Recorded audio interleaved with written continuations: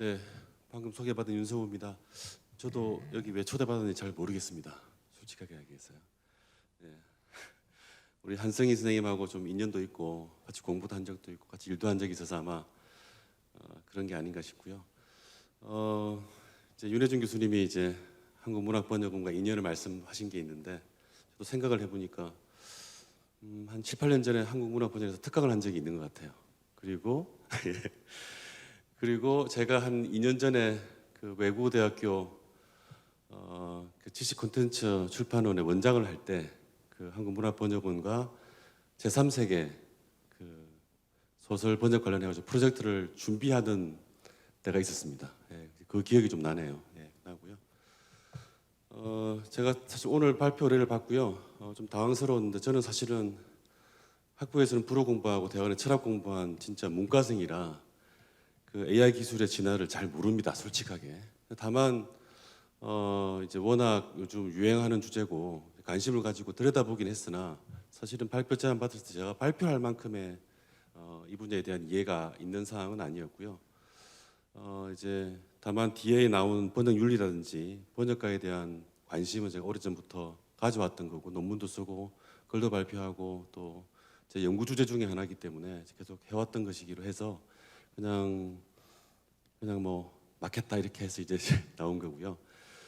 이제 제가 지난 5월에 그 번역원에서 이제 그 발표했던 자료를 쭉 보고서 적어도 AI 기술 부분에서는 그 정도를 이해한다기보다는 그 정도로 이제 요약을 하고 거기서부터 좀 출발하면 되겠다 싶어서 이제 그냥 좀 무지하지만 용감하게 발표를 맡았고요.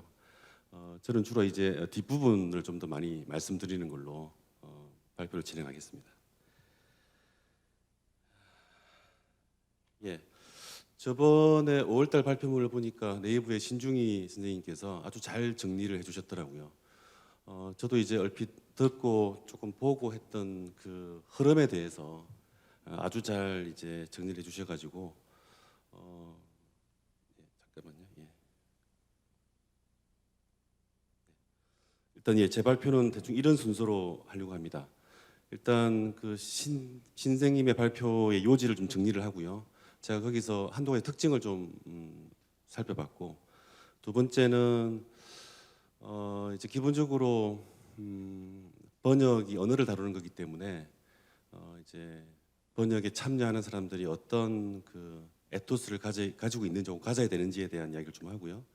그다음에 이제 번역가의 역할, 번역가의 의미, 또 번역가에게 요구되는 어떤 방향성 이런 거에 대한 얘기를 좀 하고요. 그다음 결론을 내고 사실 보로는 그냥 몇 가지 질문을 이제 그 예상하고 좀 답을 해본 겁니다. 네. 네. 이건 아마도 5월달에 이미 이제 잘 보셨기 때문에 제가 따로 설명드리지 않아도 될 것 같은데요. 사실 1950년대부터 17년, 18년까지 그 기술 변화의 중요한 어떤 단계를 설명한 것이고요. 기본적으로 이제 그 규칙 기반, 그다음에 통계 기반 뭐 등등 이렇게 진행이 된다고 합니다. 또 그런 것 같고요. 그래서 근데 이제 제가 신 선생님 발표를 쭉 보다가 한 두세 가지 특징이 좀 있고요. 그다음에 뭔가 이제 주장하는 바가 좀 일관된 흐름이 좀 있었습니다. 그 보면 그 이제 규칙 기반, 통계 기반 이후 또 인공신경망 기반의 그 진행 과정을 보면 대체로 언어에 대한 그 컴퓨터 작업에 있어서 요소 중심, 쉽게 말해서 단어, 이제 구, 문장, 맥락, 문맥 등등 작은 요소에서부터 시작해가지고 큰 요소로 방향이 이동해 갑니다. 예. 이게 상당히 좀 특징적인 건데요. 이 어떻게 보면 너무나 당연한 것 같아요. 그러니까 이제 언어에서 가장 접근하기가 가장 용이하고 가장 분자적인 순에서부터 시작을 해가지고 언어의 그 가장 제대로 된 모습까지 이제 확장해 나가는 방향이거든요. 이건 뭐 규칙 기반이든 통계 기반이든 마찬가지 같아요. 예, 그래서 이제 그런 부분에 대한 언급들이 좀 있었고요. 그 17년 이후를 보면 예, 지금 17년 이후에 그 키워드를 신 선생님이 말씀하실 때 문맥이나 도메인의 이미지나 웹 번역 혹은 챗GPT를 말씀하셨거든요. 이것조차도 사실은 언어의 요소적인 접근에서부터 시작해서 조금 더 큰 단위로 나가는 방향 중에 하나거든요. 문맥이 그렇고요. 도메인도 그렇고 이미지도 마찬가지입니다. 사실은 언어는 이제 기본적으로 그 음성과 의미가 있는 거 아닙니까? 물론 문자도 이제 형상이 있긴 하지만 여기서 말하는 이미지는 언어가 가지고 있는 이미지 말고 그 다른 이미지를 뜻하기 때문에 그래서 이제 언어 외적 요소를 점점 포괄해가는 방향으로 이제 그 기계 번역이 발전해가는 걸 해주고 계시거든요.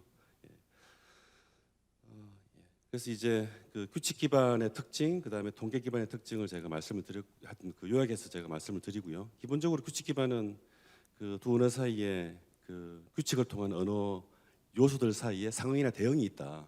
이게 너무나 뭐 상식적인 이야기죠. 예. 통계 기반도 사실은 규칙단을 넘어서 가지고 그 문장 대 문장 사이에 엄청난 양의 데이터를 축적한 다음 가장 가까운 대응하는 문장을 찾아가는 그런 어떤 작업이라고 볼 수 있습니다. 말씀드린 것처럼 17년 이후에는 이제 이 그동안의 작업을 포함해 가지고 이 사실 문맥이라고 하면 패러그래프 수준일 수도 있고요. 그 다음에 책으로 치면 1장과 2장 수준일 수도 있고요. 조금 더 말하면 1장과 결론 사이일 수도 있고요. 사실 조금 더 큰 문맥은 책과 책 사이일 수도 있습니다. 조금 더 큰 문맥은 책과 현실 사이의 문맥이라고 볼 수 있거든요. 근데 적어도 현재 수준에서는 문맥과 문맥 사이 혹은 1장, 2장 정도 수준에서 머무르고 있어요. 그래서 이제 앞으로 어떻게 그게 확장될지는 이제 그런 어떻게 보자면 그 초거대 언어 모델을 공부하시는 혹은 연구하시는 분들의 숙제일 텐데요. 어쨌든 흐름은 언어의 요소에서부터 그 언어를 둘러싸고 있는 혹은 언어의 가장 마지막 그 내의 큰 단위까지 지금 연구가 진행되고 있다 정도가 이제 현황으로 보입니다. 여기서 보면 이제 이미지도 당연히 그렇고요. 저는 이제 이게 그 왜 제가 주목했냐면 이게 언어에 가장 가까운 진짜 모습에 다가가고 있다는 생각이 들어요. 그래서 이제 만약에 그 기계 번역기들 혹은 프로그램들의 효율성이나 그 능력이 점차 좋아진다면 언어가 점점 더 세계를 많이 포함해 가는 방향으로 가고 있기 때문에 전 그렇다고 생각이 들어요. 그래서 이제 그런 흐름을 보여주고 있다고 생각이 들고요. 자 이제 그 신종인 선생님이 이런 말씀을 하셨는데 문장은 무한히 생성되므로 미리 모두 번역해 놓는 건 불가능하다 이렇게 말씀을 하시고 이게 이제 통계 기반 그 기계 번역의 한계로 지적을 하신 거거든요. 이게 제게 이제 물론 이분은 그냥 이렇게 언급을 하셨는데 저 같은 사람은 이게 왜 이럴까 이런 생각을 좀 해봤고요. 문장은 왜 무한히 생성되나 이게 시니피안과 시니피의 무한한 조합이기 때문에만은 절대 아닙니다. 왜 그럴까? 결국은 기본적으로 언어 사용자하고 언어 사용자가 찬 맥락, 아까 말한 그 문맥보다 더 큰 거죠. 맥락이 다양하기 때문에 그런 거거든요. 이거는 시간적으로도 다양하고 공간적으로도 다양해요. 그래서 이제 결국은 문장 특히 우리가 사용하는 적어도 담화 수준의 그 크기의 그 언어 단위들은 무한할 수밖에 없어요. 발화자도 사실은 뭐 70억 인구라고 하지만 발화자도 역사적으로 보면 계속 누적되고 앞으로도 올 거거든요. 새롭게 말할 사람들. 그다음에 공간도 굉장히 다양해요. 현재로 보면 지구가 굉장히 크기가 큰데요. 그 발화자들이 발화하는 그 좌표를 다 찍어낼 수가 없어요. 지구는 둥글고 계속 움직이거든요. 따라서 어떤 발화 내용이 나올지는 아무도 모르고 적어도 무한이라고 봐야 되죠. 그런 의미라고 보시면 될 것 같습니다. 제가 이제 화자의 다양성을 이야기했고요. 화자가 처하는 그런 어떤 세계 혹은 맥락 혹은 그런 의 다양성을 이야기했습니다. 근데 이제 제가 말씀드리고 싶었던 게 이 다름은 어떻게 보자면 다름 자체 혹은 뭐 절대적 다름은 전혀 아니고요. 소통이 가능하고 혹은 공유가 가능하다 그런 어떤 다름이라고 볼 수 있고요. 적어도 이제 같은 것의 다른 양상, 다른 측면을 서로 다른 언어로 혹은 다른 방식으로 이야기하고 있기 때문에 저는 문장은 무한히 생성된다 이렇게 말씀을 드리고 싶습니다. 다분히 이제 뭐 철학자들이 하는 이야기라고 보시면 되고요. 예. 자, 글쎄요, 뭐 사람이 사용하는 언어를 뭐라고 한마디로 말하는 건 되게 어려운데 철학자들은 이런 이야기를 종종 합니다. 언어는 기본적으로 지향적이다. 이 지향적이라는 말이 되게 의미가 다양합니다. 그러니까 이제 의식 차원에서는 의식의 대상을 가진다는 뜻이고 언어 차원에서는 언어가 무엇에 대해서 말을 한다, 무엇에 대해서 관계한다 그런 뜻으로 이해하시면 됩니다. 그러니까 이제 한마디로 하면 관계를 가지는 대상이 있다라는 것인데요. 그러면 당연히 언어는 세계와 관계하겠죠, 혹은 하자와 관계하겠죠, 그죠? 예, 가장 크게 말한다면 결국 이제 기계 번역은 언어를 다루고 언어를 이제 연구해가지고 컴퓨터가 이해 가능한 언어로 이제 바꿔주는 작업을 할 텐데 그리고 기계 번역은 이제 세계를 어떻게 포섭할 건가 혹은 어디까지 포섭 가능한가 이런 질문이 드는 거죠. 자연스럽게 인간의 언어는 기본적으로 계속 세계와 관계하고 세계에 대해서 말하고 그 안에 화자와 말하고 그게 이제 기술의 방식이든 혹은 뭐 설명의 방식이든 해석의 방식이든 아니면 상상의 방식이든 다양한 방식으로 말하거든요. 근데 이제 기계는 도대체 이런 다양한 화자와 그 화자가 청한 다양한 세계를 어떤 방식으로 포섭해 나갈 것인가라고 이제 하는 그런 궁금증이 저는 들더라고요. 그래서 이제 뭐 그냥 제가 마음속으로 생각해 본 질문입니다. 자, 번역의 윤리인데요. 네, 이게 이제 윤리라 하면 사실 철학에서만 나오는 용어는 전혀 아니라는 생각이 듭니다. 이제 요즘은 거의 일상적으로 환경윤리나 동물윤리나 생명의료윤리나 인터넷윤리, 번역윤리 이런 말들이 종종 나오지 않습니까? 결국은 이제 이 환경과 혹은 동물과 혹은 생명과 혹은 인터넷과 혹은 번역과 관계 맺는 사람이 그것들과 어떤 관계를 맺는 게 윤리적인가 하는 물음으로 모아지거든요. 근데 정말 좀 흥미로운 것은 제가 이제 라우틀리지 번역 백과사전을 찾아보면 번역이라는 개념조차도 정의가 잘 안 돼요. 정말 놀랍습니다. 표제어는 정말 많거든요. 표제어가 900개 정도인데 번역이라는 개념 자체를 정의하는 데피니션이 없어요. 되게 놀라웠는데요. 지금도 마찬가지입니다. 근데 이제 윤리 개념도 좀 비슷해요. 근데 어쨌든 한번 말씀을 드려보려고 합니다. 아까 윤내준 교수님이 잘 설명해 주시는데요. 저는 조금 더 이제 어원의 범위를 좁혀서 이제 불어 영어, 독일어 정도만 가지고 말씀을 드리려고 합니다. 기본적으로 트랜스는 잘 말씀해 주신 것처럼 이제 관통하거나 가로지르거나 뛰어넘거나 메타의 의미가 있거든요. 그 다음에 레슌이나 딕슌이나 제쭌 같은 경우는 이동시키다, 뭐 짊어지고 가다, 그 다음에 옮기다 이런 의미가 있습니다. 그거를 이제 언어에 가져오면 자신의 언어 혹은 자신의 모국어를 가로질러 가지고 그걸 넘어서 다른 언어로 이동하는 운동, 이게 번역 운동이죠. 또 혹은 역방향도 가능하죠. 다시 말해서 다른 언어가 우리 자신의 언어로 넘어오는 운동도 번역이라고 볼 수 있습니다. 그래서 이제 사실 번역 개념의 핵심은 저는 이렇게 생각을 해요.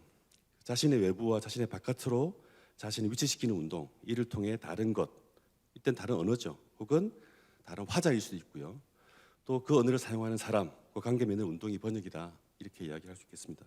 너무 좀 상식적인 정의입니다. 윤리, 이게 사실은 이제 원래 그리스는 에토스에서 온 건데요. 이제 에토스는 기본적으로는 이제 뭐 윤리라고 번역은 하지만 섭성 혹은 기풍, 쉽게 말해서 한 존재자가 다른 존재자와 관계 맺는 그 두께가 있는 그 태도를 윤리라고 합니다. 그러니까 이제 이례적이거나 아니면 사건적이거나 아니면 한두 번을 가지고 윤리라고 하진 않아요. 그래서 기본적으로 윤리는 아주 오랜 동안의 프랙티스가 축적돼서 나오는 기본적인 성향이나 퀄리티를 윤리라고 이야기를 합니다. 그래서 이제 그래서 보통 윤리라고 번역을 하고요. 또 뭐 하여튼 섭성도라고 번역하기도 기풍이라고 번역하기도 합니다. 그리고 환경윤리는 우리 밖의 환경과 좋은 관계를 맺는 것. 또 동물윤리는 인간 종이 아닌 다른 동물과 좋은 관계를 맺는 것. 그다음에 이제 다른 인간인 생명과 좋은 관계를 맺는 것. 이런 것들이 이제 환경윤리, 동물윤리, 생물윤리로 볼 수 있죠. 그리고 모국어 아닌 다른 언어와 좋은 관계를 맺는 게 번역윤리라고 볼 수 있습니다. 뭐 저만의 고유한 번역 윤리가 있으면 좋겠는데 저도 이제 그런 게 궁금하다 보니까 저보다 앞서 이제 공부를 한 사람들을 좀 찾아보고 연구를 해본 적이 있는데요. 좀 왜 하여튼 뭐 가문하긴 하지만 그 이 근대 그러니까 이제 1900년도 이후로 언어와의 관계를 다루는 번역 윤리에 대한 철학자들이나 아니면 이론가들의 흐름을 대충 한번 정리를 해보면 세 가지 정도가 있지 않을까. 물론 뭐 보는 사람에 따라 다르게 여러 가지로 분류할 수 있는데요. 일단은 철학적인 성격의 담론이 있습니다. 형이상학적 성격이라고 말씀드렸는데요. 베냐민이나 리케르 레비나스 같은 사람들이 있을 수 있습니다. 사실은 이 사람들이 정확하게 번역을 이야기한 사람도 있고요. 번역을 이야기하지 않은 사람도 있어요. 레비나스는 꼭 번역을 이야기하지는 않았어요. 베냐민 리케르는 분명히 번역을 이야기한 사람들이고요. 물론 이 사람들 말고도 데리다도 있고 화인도 있고 굉장히 많아요. 성격이 달라서 그렇지. 근데 어쨌든 저는 이 사람을 대표적으로 가져봤고요. 그 번역학 내에서 번역 윤리 담론을 이야기하는 사람들이 있습니다. 대표적으로 이제 역사적으로 보면 앙뚜안 베르만이라고 하는 사람이 1985년도, 86년도에 번역 윤리 용어를 처음으로 썼어요. 프랑스 본인의 박사학위 받으면서요. 박사학위 논문에 서론의 이 용어가 정확히 나옵니다. 그래서 번역 윤리라는 용어를 처음 쓴 사람은 이제 앙뚜안 베르만이라는 사람이고요. 그 다음에 이제 이와 유사한 어떤 아이디어를 가지고 영미 쪽에서 연구하고 발전한 사람들, 로렌스 베누티 같은 사람들이 있습니다. 템플 대학교에서 비교문학 하는 사람이죠. 그 다음에 이제 번역적 다른 언어와 관계 맺는 현장의 다양성 혹은 아까 제가 말씀드린 대로 상황이나 세계의 다양성 때문에 다양한 현장의 번역의 모습을 보고 번역에 대한 이러이러한 관계 맺음이 새롭게 필요하다라고 주장하는 사람들이 생겼어요. 그게 이제 앤소니 핌이나 아니면 모나 베이크나 앤드레 세슈트만이나 아니면 마이클 크루닝 같은 사람들의 담론이 있습니다. 그냥 뭉뚱그려서 약간 공동체적인 성격이라고 부를 수 있을 것 같아요. 네. 조금씩 살펴보겠습니다. 방금 이야기한 거고요. 이제 서양 철학에서 전개되는 논의를 왜 형이상학적으로 부르냐? 이 사람들은 특정 언어를 염두에 두고 말하는 게 아니에요. 그냥 자연 언어를 두고 염두에 두고 말하는 거예요. 물론 베냐민 같은 경우는 독일어하고 히라버, 라틴어 이야기를 하긴 하지만 그래도 그 사람의 아이디어는 기본적으로 특정 자연 언어에 구속되지 않기 때문에 형이상학적이거나 아니면 철학적으로 말해도 됩니다. 다른 사람들도 마찬가지고요. 자, 이제 첫 번째 주로 발트 베냐민인데요. 워낙 유명한 사람이고요. 제가 뭐 따로 설명을 더 드리지 않아도 다 들어보실 텐데요. 이 사람은 1923년이죠. 23년일 겁니다. 아마 그 보들레르의 그 파리 풍경, 파리 풍경이라고 하는 본인 스스로 번역한 그 독일어 번역본의 시집에 서론으로 붙인 짧은 논문이 있는데 그게 번역 자유 과제라고 하는 난해한 논문이 있거든요. 20세기에 사실 번역 담론을 처음으로 정초한 사람 중에 한 사람이고요. 19세기의 슐라이마어처럼. 근데 되게 논문이 난해하고 잘 안 읽혀요. 그리고 코멘트도 상당히 적습니다. 이 관련되는 논문에 이 짧은 글에. 그래서 이제 되게 좀 난해한 논문이지만 대체로 주장하는 걸 정리해 보면 이 사람은 이제 그 번역 됨직함이라는 거하고 방식하고 순서를 이야기를 한다고 보여집니다. 이 번역 됨직함은 사실은 번역 가능성으로 많이 국내에 번역되기도 하고요. 그렇게 번역해도 문제는 크게 없습니다. 근데 이제 우리가 말하는 가능성의 의미에 두 가지가 있다고 이 사람은 주장을 하거든요. 실제로 그 적합한 번역자를 찾아가지고 텍스트가 번역이 가능하냐라는 문제가 있고 거꾸로 번역 작품 자체가 번역을 요구하느냐 번역을 요청하느냐라고 하는 의미의 번역 됨직함의 의미도 있다고 생각해요. 그래서 기본적으로 이 사람은 작품의 본질이 어떤 작품의 본질이 번역될 만하다라고 할 때 그게 작품성이 인정받는다고 이야기를 해요. 결국 번역 됨직함과 작품성을 거의 같은 수준에 놓고 이해를 하는 거죠. 되게 상당히 번역의 지위를 원본의 지위와 거의 같은 것으로 만들어 놓는 형이상학적 담론을 새롭게 처음으로 아이디어를 준 사람이라고 볼 수 있습니다. 우리 보통 이제 번역은 뭐 원작의 시녀다 혹은 뭐 이런 식의 아이디어를 많이 가지고 있는데 그걸 일거에 혁명적으로 뒤집어 놓은 아이디어를 준 사람이라고 볼 수 있습니다. 이게 논문을 읽어보면 되게 재밌는 구절이 나오는데요.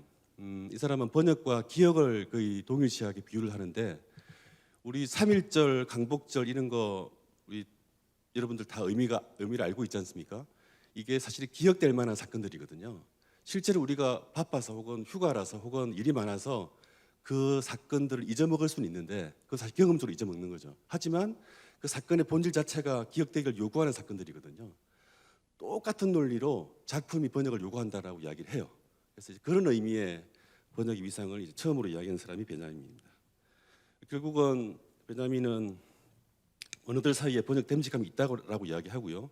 이것들이야말로 언어의 본질이라고 이야기해요. 예, 각각의 언어는 각각의 다른 언어로 번역될 번역 됨직함이 있다라고 이야기를 합니다. 그래서 이제 베냐민은 어떻게 보면 언어가 개별 언어가 존재하고 개별 언어끼리 접촉하다 보니까 번역이 생기는 게 아니라 번역 됨직함이 그 언어를 그 언어에게 한다고 생각해요. 이게 아주 근본적으로 작상이 다릅니다. 완전히 달라요. 예. 대단히 좀 혁명적인 사람이라는 생각이 들고요. 물론 뭐 다른 아이디어 되게 뛰어난 사람이긴 합니다만. 예. 방식에 대한 이야기는요. 간단한데 기본적으로는 그 어역 위주보다는 직역 위주의 번역을 해야 한다는 주장인데 단순하게 말하면 그런데 결국은 원작자가 전달하고자 하는 의미의 재현에 머무는 게 아니라 그 의미를 전달하는 방식까지도 닮아야 한다. 이제 그런 이야기입니다. 그게 이제 방식이 뭐냐? 이 사람은 말, 형상, 어조. 예, 이 이미지라는 게 형상이랑 상당히 좀 뭔지 하여튼 더 밝게 보고 연구를 해봐야 되는데요. 전반적으로 이제 스틸리스틱하게 닮아가야 한다는 그런 의미로 일단 이해될 수 있겠습니다. 예. 그다음 순수 언어인데요. 유대인들의 공통적인 특징이기도 해요. 이런 아이디어는 베냐민이 가지고 있는 게 아니라 비트겐슈타인도 비슷한 아이디어를 가지고 있어요. 그러니까 기본적으로 언어들 간에 가족 유사성이 있고요. 그 가족 유사성을 찾아내고 발견해 나가는 것이 번역자의 과제라고 생각해요. 그러니까 이 기본적으로는 아다믹한 랭귀지가 있다고 생각하고 거기서부터 어떤 사건으로 그 언어가 쪼개져 가지고 파편화돼서 지금 그 흩어져 있는데 그 파편화된 언어들 사이를 맞춰 나가는 작업을 번역자들이 해야 될 과제라고 보죠. 맞춰 나가면서 그것들 사이에 어떤 건친 관계를 찾아 나가고 유사성과 차이를 만들어 나가고 확인해 나가는 작업을 번역자의 과제라고 이야기합니다. 근데 이 비유가 가지고 있는 번역 윤리적인 중요한 의미가 있는데요. 그러니까 항아리가 하나에서 쪼개지다 보니까 그 항아리를 완성하기 위해서는 쪼개진 그 어떤 파편도 놓치면 안 됩니다. 그러니까 하나의 파편도 다른 파편과의 관계에서 보자면 상보적인 거예요. 그러니까 이게 자연 언어를 이제 우리가 보존하고 가꾸어야 될 어떤 그런 윤리적인 과제에 대한 아이디어를 먼저 주고 있다고 봐도 될 것 같아요. 그래서 이제 이 비유를 그냥 이 세계에 존재하는 많은 왜 이렇게 많은 언어가 존재하는지에 대한 비유를 이해할 수도 있지만 그걸 놓고 보면 우리가 왜 개별적인 자연 언어, 특히 힘센 언어에 비해서 힘이 약한 언어를 보존해야 되는지에 대한 윤리적인 메시지를 던지는 그런 비유다 이렇게 이해할 수 있겠습니다. 그래서 이제 결국 개별 언어들은 베냐민이 말하는 것처럼 그 번역 불가능할 만큼의 완벽한 타자는 아니죠. 왜냐하면 한 항아리에서 쪼개진 거니까. 하지만 그 차이만큼 서로가 서로에게 필요한 언어다라고 한 메시지를 베냐민은 분명히 주고 있다고 봐야 돼요. 예, 이제 폴 리케르 같은 사람이 이제 번역론이라고 하는 작은 책에서 이런저런 이야기를 했는데요. 세 가지로 요약하면 번역은 실현이다, 혹은 체험이다, 뭐 이렇게 이야기하고요. 이제 영어 번역자가 테스트로 번역하기도 하고 익스피리언스 번역하기 때문에 이제 하여튼 두 가지로 이해하시면 될 것 같고요. 언어는 이제 방금 베냐민과 비슷한 아이디어로 다원성이다, 다양하다 이렇게 이야기를 하고요. 결국은 이제 번역은 언어적 환대의 구체적인 실행이다 이렇게 이야기를 합니다. 이제 신현에 대한 말씀은 이렇게 드릴 것 같아요. 왜 신현이냐, 왜 아픈 거냐, 왜 불편하냐 이런 거거든요. 기본적으로는 자기 언어의 안에 머물려고 하는 어떤 그런 지향이 있죠. 내 언어를 사용하는 게 편하고 또 익숙하니까 결국은 번역하다 보면 우리 언어에 없는 것도 발견하게 되고요. 우리 언어가 완벽하지 않다는 것도 알게 되고 또 다른 타자들이 가진 개념을 우리 언어 안에서 발견해야 되고 혹은 찾아야 되기 때문에 계속 어떤 걸 생각하고 찾아야 되거든요. 그렇기 때문에 일종의 고통이자 실현이라고 이야기를 합니다. 결국은 내 안에 그냥 잘 머물 수 있는데 나를 바깥으로 계속 나오도록 이렇게 요청하고 밀어내기 때문에 이제 실현이라고 볼 수 있습니다. 결국은 이제 모국어의 자기 완결성을 포기하는 쪽으로 움직여 나가는 운동이기 때문에 실현이라고 말할 수 있습니다. 다원성은 베냐민의 아이디어와 좀 비슷한데요. 비슷한데 결국은 이런 거죠. 이게 이제 다원적이기 때문에 번역은 필연적인 작업인 거고요. 보면 이제 필연적인 작업을 하다 보면 이제 리케르 같은 아이디어는 이런 게 있습니다. 그러니까 번역을 하다 보면 내 언어에 대해서 반성하는 기회를 가지게 돼요. 우리 언어는 어떤 게 부족하고 어떤 게 풍부하다라고 하는 기회를 가지게 되거든요. 결국은 번역은 자기 언어를 돌아보는 반성적 운동으로 이해할 수 있죠. 즉, 내 언어가 여러 세계에 존재하는 여러 언어 중에 하나구나 하는 생각인 거죠. 이게 되게 중요하다고 볼 수 있습니다. 그러니까 내 언어만 중요하고 내 언어가 첫 번째 언어라고 주장하기에는 문제가 있는 철학적 성찰로 이어져 간다고 볼 수 있습니다. 결국 이제 이걸 통해서 이렇게 이야기하고 싶은 건 내 언어와 다른 언어 사이에 번역을 통한 상호적인 빌둥, 상호적인 형성, 상호적인 도야, 이게 이제 결국 번역의 방향성이다 이렇게 이야기를 합니다. 이제 빌둥은 제가 독일 그대로 적었는데요. 이제 뭐 만들어간다 혹은 폼을 이렇게 이제 포메이션처럼 형태를 갖추어간다 이제 그런 의미로 이해하면 될 것 같습니다. 언어적 환대 이야기인데요. 이게 이제 앞에서는 시련이었다가 이제 환대거든요. 다른 언어를 맞이함으로써 내가 즐거움을 느끼고 또 기쁨을 누리는 건데 왜 또 시련이었다가 왜 즐겁냐? 결국은 내 언어에 부족한 걸 알게 되고 그걸 받아들여서 내 언어가 풍부해진다면 그건 기쁨일 수 있거든요. 그래서 이제 그 시련과 이제 기쁨이 함께 가는 그런 짝으로 보시면 됩니다. 그래서 이제 이국 언어를 모국어라는 자신의 집에 받아들이면서 생기는 기쁨을 이제 언어적 환대라고 이렇게 이야기를 하고요. 그리고 이 시련과 환대는 사실은 약간 모순적으로 보이긴 하지만 진정 모순은 아니고 약간 역설적이지만 충분히 결합 가능하고 또 현실적인 그런 관계라고 볼 수 있습니다. 제가 책 두 권을 소개했는데요. 번역가 일본의 근대하고 번역가 번안의 시대. 그 일본은 정말 여러모로 대단한 나라긴 하죠. 메이지 유신 시대 때 번역이 얼마나 일본의 근대화에 기여했는지에 대한 정말 흥미로운 대담을 담은 책이거든요. 놀라운 이야기들이 굉장히 많아요. 일본은 벌써 번역을 통해서 근대화를 쟁취한 나라라고 볼 수 있는데요.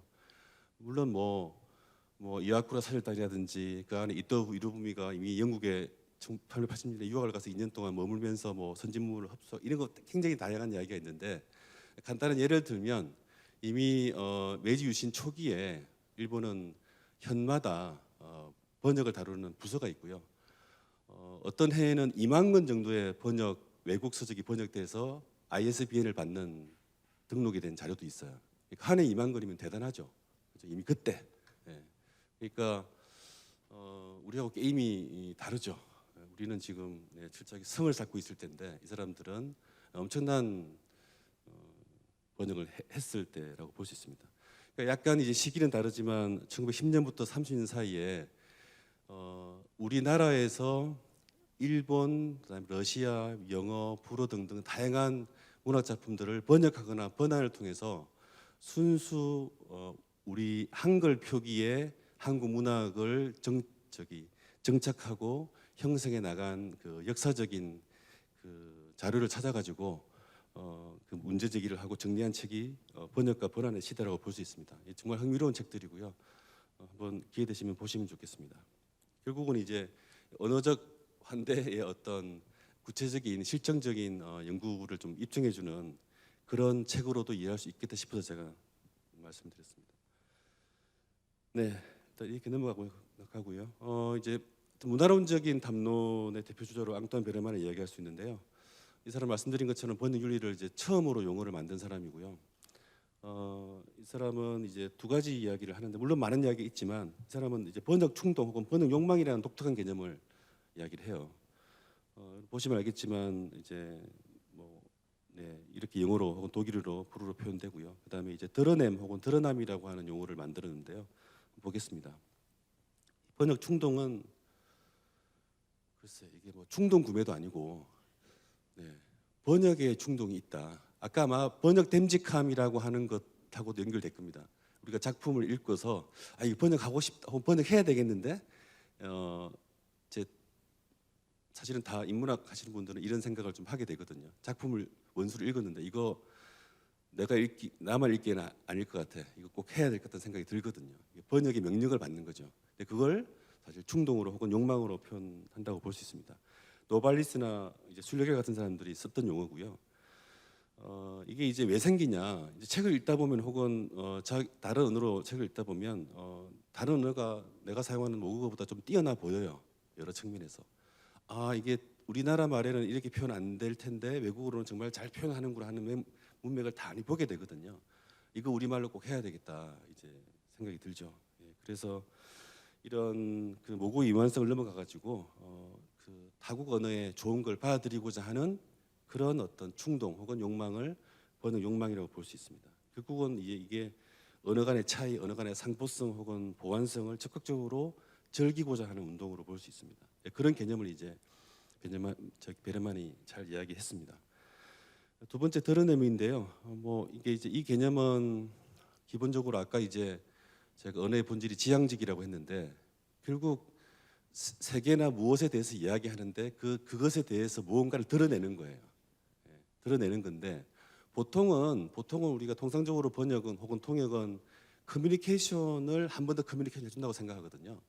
그러니까 뭐 A 언어로 돼 있는 걸 B 언어로 한 번 더 바꿔주는 걸 이제 통역 번역이라고 부르는데 베르만은 그냥 문학 번역에 좀 국한되고 이론가라 이 사람은 기본적으로 원작품은 어떤 작품의 세계를 드러내주는 것이고 그리고 번역은 그 작품의 세계가 드러났으니까 그걸 한 번 더 모국어로 혹은 단어로 드러내주는 작업이다. 이런 의미에서 이제 드러냄이라는 용어를 씁니다. 그러니까 이제 결국은 드러냄이 뭐냐라고 하는 건데요. 이제 작품의 세계를 드러날 수 있는 방식으로 만들어주는 게 좋은 번역이라고 보는 거죠. 그러니까 이제 어떤 작품이 있는데 그 작품의 세계가 잘 드러나지지 않는 방식으로 번역하면 좀 안 좋은 번역이고요. 원작품의 세계가 잘 드러나는 방식으로 번역해주면 좋은 번역인 거죠. 근데 작품의 세계가 뭐냐에 대한 건 사실은 전적으로 또 독자와 그 책을 읽고 연구하는 비평가들 혹은 원작자의 관계 속에서 어떻게 보면 좀 결정해야 될 문제인데요. 되게 쉽지 않은 개념이죠. 작품의 세계가 뭔지는 또 뭐 어떻게 드러내는 게 좋은 거냐, 베냐민식이냐 아니면 아닌식이냐 이런 복잡한 논란의 뒤로 이제 이어질 수 있습니다. 예, 그 이제 번역학 하시는 분들한테는 사실 익숙한 이름들이 앞으로 나올지도 모르겠는데요. 체스트만은 덴마크 사람인데요. 이 사람은 이제 실무 통번역을 하는 사람들의 가장 구체적인 어떤 입장에 서서 그 번역 윤리를 이야기하는 대표적인 사람입니다. 물론 이제 번역 연구 방문론도 이야기한 사람이기도 한데요. 이 사람은 이해하고 텔로스 같은 개념을 이제 주로 이야기했다고도 볼 수 있는데요. 예, 이 사람은 예, 뭐 보니까 맥킨타이어 같은 철학자들의 주장을 좀 가져와서 번역 윤리를 이야기를 하더라고요. 사실은 그동안의 번역 윤리는 텍스트 위주였어요. 그러니까 텍스트에 어떤 게 있는데 이걸 충실하게 번역했냐 혹은 다르게 번역했냐를 가지고 좀 기준을 삼았거든요. 근데 이 사람은 텍스트에 대한 이야기는 안 하고요. 이제 번역자 혹은 통역자가 어떤 퀄리티, 어떤 성질 혹은 어떤 그 아까 말한 에토스를 가지고 있느냐가 좋은 하여튼 중요한 번역 윤리의 핵심이다라고 이야기를 하고요.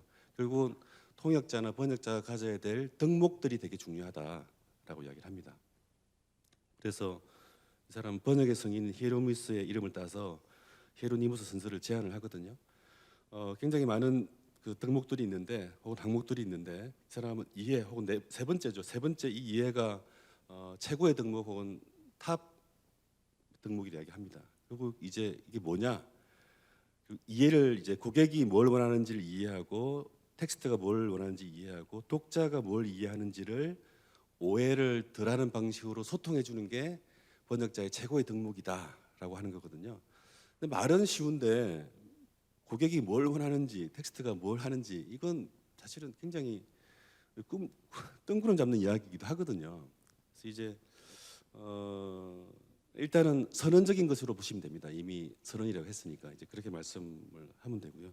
그 밑에 쭉 비교해 보시면 하나하나가 다 이제 번역자들이 가져야 될 중요한 덕목인데 이렇게 이야기를 합니다. 이제 아까 이상원 선생님도 이제 질문에 텔로스에 대한 질문을 하셨는데요. 이 사람은 기본적으로 번역이 혹은 통역이 처하게 될 다양한 상황이 있기 때문에 그 상황 전체 속에서 번역자가 궁극적으로 지향해 나가야 될 구체적인 어떤 방향성이나 보다 더 큰 어떤 그 가치 지향 혹은 덕목이 필요하다고 생각해요. 그래서 이제 세 번째로 나오는 이런 것들, 뭐 언어를 사랑한다든지, 다른 문화에 관심이 있다든지, 뭐 이런 것들이 이제 통역자나 번역자를 움직이는 어떤 근본적인 텔로스다 이렇게 이야기를 합니다. 예. 이제 시간 5분밖에 안 남았는데 제가 말을 너무 많이 했네요. 예. 크로닌이 있는데요. 이 사람은 핵심이 환경을 번역하자입니다. 환경을 번역하는 건데 물론 이 사람이 뭐 언어를 번역하는 것에 대한 이야기를 안 한 건 아니고요. 이미 우리나라에 소개된 번역과 정체성에 보면 통역하는 사람들이 통역을 잘 어쩔 수 없는 여러 가지 상황에서 통역하는 사람들이 뭔가 발화하지 못하는 상황이 생기면 전쟁이 나고 비극이 생긴다 이런 이야기를 한 적이 있거든요. 근데 이 사람은 이제 그 비극의 그 대상이나 종류를 확대하고자 해요. 지구적인 차원에서 우리가 환경을 번역하지 못하고 동물을 번역하지 못하면 비극이 더 크게 생긴다라고 이야기하고 지금의 시대를 이제 인류세 시대라고 이야기를 하고요. 이 이제 번역의 대상에서 지구 환경과 동물을 넣어서 이제 번역하자고 주장을 합니다. 사실은 이게 2017년 주장인데 이제 번역학으로 보면 대상이나 그 종류가 굉장히 확장되잖아요. 근데 이런 담론적인 변화에 어떤 중요한 맥락들이 있는 것 같아요. 제가 밑에 한나 아렌트의 그 예루살렘 아이만하고 피터 싱어의 동물 해방이라는 책을 언급했는데요. 이런 책들이 20세기 후반에 윤리 담론에서 가장 그 담론의 축을 바꾸는 논의를 제공한 책들이거든요. 크로닌이 이런 사람들을 직접 언급하진 않지만, 예, 언급하지 않지만 내용들은 거의 이 내용들에서 가져왔다고 볼 수 있습니다. 예, 물론 아렌트의 그것도 마찬가지인 것 같고요. 그래서 이제 그렇게 말씀을 드리고요. 예, 그 세 가지 근본 착상이 있고요. 보시면 될 것 같습니다. 결국은 이 사람은 이제 로만 야콥슨이 이야기한 그 번역의 세 가지 종류 중에서 뭐 기옥의 번역, 즉 사물 혹은 인간 아닌 다른 것들과의 그 기호적인 번역에도 관심을 가지고 번역하기 탐구해야 된다 이렇게 주장을 한다고 볼 수 있습니다. 네, 계속 이제 그런 이야기인 거고요. 근데 이 사람이 뭐 이제 무조건 번역해야 된다 이런 이야기를 하는 사람은 아니고요. 당연히 이제 종적으로 그러니까 이제 생물학적으로 다른 종류의 대상자들이기 때문에 당연히 그 종과 인간종 사이에 차이를 유지해 가면서 번역해 나가야 한다고 생각해요. 그러니까 이제 모든 것을 번역하자는 그런 환원주의적 입장은 전혀 아니고요. 예, 그런 이야기를 합니다. 일단은 이렇게 좀 빨리 넘어가겠습니다. 예. 이제 네, 번역은 언어 간의 문제인가? 당연히 언어 간의 문제죠. 근데 저는 아까 윤혜준 선생님이 이제 결국 문학의 생산 혹은 넓은 의미의 문의 생산을 말씀하셨는데요. 저는 기본적으로 우리 모국 안에서도 계속 번역을 한다고 생각해요. 이게 가장 저는 본래적인 번역이라고 생각하거든요. 그게 결국은 저는 문학이라고 생각이 들고요, 철학이라고 생각이 들고요. 하이데거도 사실은 여러 책에서 진정한 번역은 언어 간 번역이 아니라 모국 안에서의 번역이라고 이야기를 해요. 물론 로만 야콥스는 본래적 번역을 언어 간 번역이라고 이야기하지만 어쨌든 이런 그 우리 언어 안에서의 어떤 끊임없는 이해 혹은 다른 표현들을 찾아가는 거 이게 이제 물론 아까 상황에 대한 혹은 맥락에 대한 전개가 되기 때문에 우리가 새로운 표현을 찾아가는 것이긴 하죠. 근데 어쨌든 이게 본래적인 번역이라고 보시면 될 것 같다는 생각이 듭니다. 그렇죠. 이제 누가 자신의 언어에 다르게 말하고 표현할 가능성을 찾아가는가? 당연히 번역가죠. 저는 기계는 아니라고 생각이 들고요. 번역가만이 할 수 있는 일이라고 보십니다. 물론 이 안에는 이제 문학하는 사람도 포함되고 철학하는 사람도 다 포함되죠. 예. 제가 이제 철학, 자유, 사회, 평등 이런 창조적인 등가를 만들어내는 일본 번역가를 이야기했는데요. 이제 제가 아까 그 책에도 좀 나옵니다만 이런 거죠. 되게 추상적인 용어들이거든요. 근데 이 추상적인 용어를 던지고 번역해 낸 다음에 그렇게 사회를 만들어가는 거예요. 200년 전에 자유라는 용어가 나왔고 평등한 용어가 나왔지만 그 누구도 평등한 세상이나 자유로운 세상일 거라고 주장하지는 않거든 그 당시. 근데 지금은 만들어가는 거거든요. 저는 번역의 진정한 어떤 지향성이 거기 있다고 생각해요. 세상을 만들어가는 거죠. 예. 예. 그래서 이제 뭐 그럼 구체적으로 번역가가 어떻게 말하냐? 아까 이제 제가 부분과 전체에 대한 문제를 제기했는데요. 리케리 같은 경우는 사실은 번역가는 진정으로 가장 큰 세계로부터 출발해서 가장 작은 세계로 나아간다고 볼 수 있습니다. 아까 기계 번역은 가장 작은 세계로부터 점차 큰 세계로 나아가는 걸로 움직이고 있거든요. 근데 진정한 번역가는 문화 전체를 보고 혹은 세계 전체를 보고 그 다음에 텍스트를 보고 문맥을 보고 마지막으로 이제 새로운 단어를 찾는 거죠. 물론 이게 이제 사실 순환이 일어나는 겁니다. 그래서 이제 그런 이야기를 하고 있고요. 네, 마지막으로 이제 18초, 20초 남은 그 맺은 말인데요. 보통 이제 번역의 기본적인 논리가 등가나 대체, 쉽게 말하면 바꿔주는 거죠. 바꿔주면 원본을 잊어버리고 바꾼 거 가지고 이제 그게 진정한 내용을 찾아가는 그런 식의 어떤 작업이라고 볼 수 있거든요. 아랍 사람들의 논리가 이런 거죠. 그러니까 이제 다양한 그리스나 로마의 원본을 아랍어로 번역하고 나서 다 불태워 버려요. 기본적으로 대체 논리에 기반한 극단적인 유형이라고 볼 수 있거든요. 이거는 저는 좀 문제가 있다고 생각이 들어요. 그래서 이제 번역의 진정한 논리는 차이를 유지하는 거, 차이를 즐기는 거고요. 그 다음에 상호 보완적인 그런 논리고요. 그 다음에 이제 함께 가는 연관의 논리라고 생각이 듭니다. 제가 이제 뭐 헤겔이나 프루스트 이야기를 했고요. 제가 드리고 싶은 말은 인간이 이제 본래적으로 세계 내 존재이기도 하지만 언어 내 존재이고 그 언어 내는 언어 사이의 존재이기도 하고 자기 언어 안에서의 존재다 이런 말씀을 드리고 싶습니다. 발표 마치겠습니다. 감사합니다.